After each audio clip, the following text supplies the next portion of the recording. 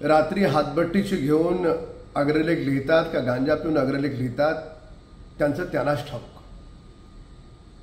पण काय म्हणतात ते म्हणे की 4 जूनला मोदीजी जाणार. उद्या बरोबर दुपारी 3 वाजता कळेल. वसुलीबाज लोकांच्या छाताडावर पाय ठेवत मोदीजी पुन्हा येणार. आणि कॅलेंडर उघडून पहा. त्या कॅलेंडरला तर माहीत नव्हतं ना आचारसंहिता कधी लागणार, निवडणुकीचा निकाल कधी घोषित होणार.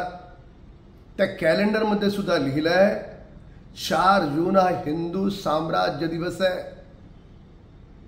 आणि कॅलेंडर बघायला वेळ नसेल तर माझं ट्विटर उघडून पहा.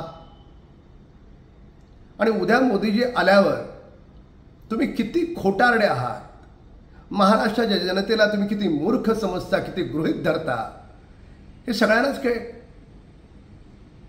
केवळ आणि केवळ वसुली याच्या पुढे तुम्ही गेलाच नाहीत,